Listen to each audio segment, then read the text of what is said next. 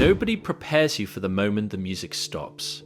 Not in the way it stopped on May 22nd, 2017 in Manchester, England. 22 people dead, hundreds injured. A suicide bomber targeting a concert full of children and teenagers who had come to see their favourite artist perform. And that artist, a 23-year-old woman from Boca Raton, Florida, standing backstage processing something that no human being should ever have to process, let alone in public. Let alone while the entire world is watching. Most artists would have disappeared after that night, taken years away from music, hidden from the weight of being the name attached to that tragedy forever. Ariana Grande went back to Manchester 13 days later and held a benefit concert for the victims. That decision, made 13 days after one of the worst terrorist attacks on a music venue in modern history, tells you everything you need to know about who Ariana Grande actually is, underneath the ponytail and the whistle notes, and the carefully constructed pop star image. But the full story, the one that starts long before Manchester and goes far deeper than any single night, that is what nobody has told completely. This is that story. It starts in Boca Raton, Florida.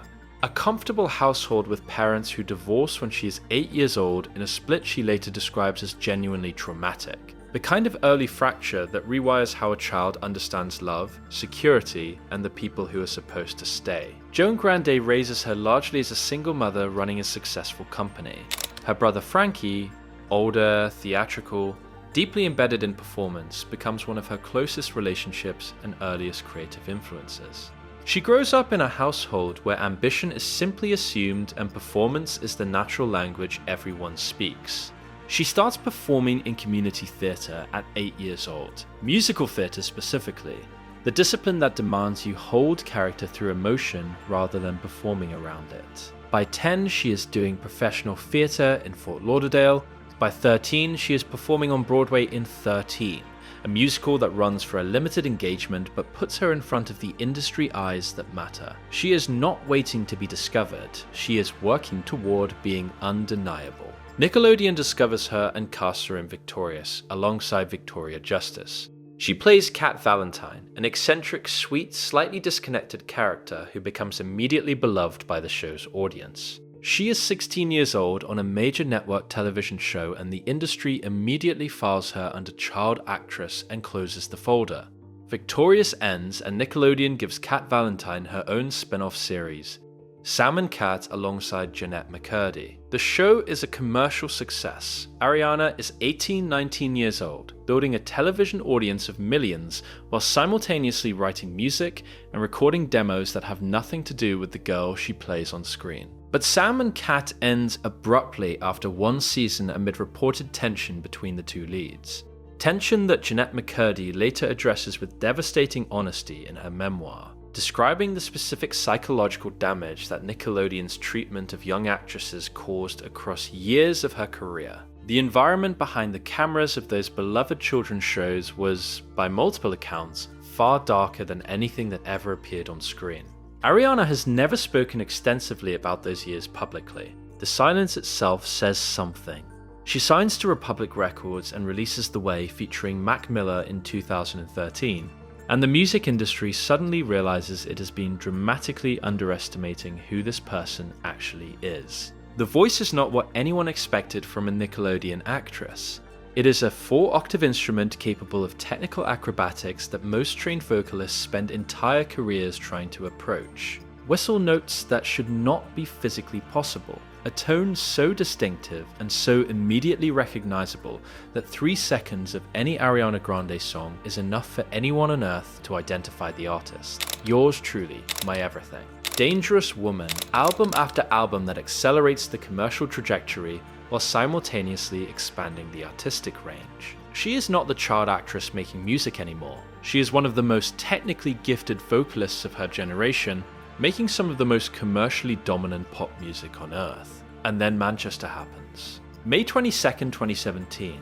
The details are too heavy to move through quickly. 22 people killed in a suicide bombing at the Manchester Arena immediately after her concert ends. The youngest victim is 8 years old. The attack is targeted specifically at the young fan base that her music has always attracted. She carries that weight immediately and publicly, and without the protective distance that most celebrities construct around their private grief. She does not release a statement through a publicist. She does not disappear behind management and legal teams. She shows up visibly, emotionally, completely present in the horror of what happened, and 13 days later she returns to Manchester. One Love Manchester raises over £13 million for the victims and their families. She performs for 50,000 people while the entire world watches to see how a 23-year-old woman carries something this heavy in public. She carries it by showing up, but the weight does not leave when the concert ends. How could it? She later reveals the depth of the PTSD she develops in the months following Manchester, the anxiety that makes leaving her house genuinely difficult.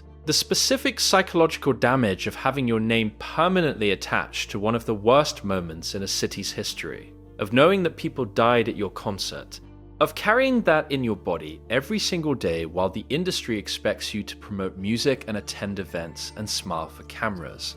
Then Mac Miller dies of an accidental overdose in September 2018, her ex-boyfriend, someone she genuinely loved, someone she had remained close to after their relationship ended, gone at 26 years old. She writes, "Thank You Next," a song that processes multiple heartbreaks simultaneously, including the ones that cannot be named directly, with a wit and warmth and genuine emotional intelligence that makes it feel less like a breakup anthem and more like a letter to herself about survival. It breaks the record for the biggest opening day streams for a pop song in Spotify history at that time. It sits at number 1 for 7 consecutive weeks. Grief metabolized into the biggest song of her career.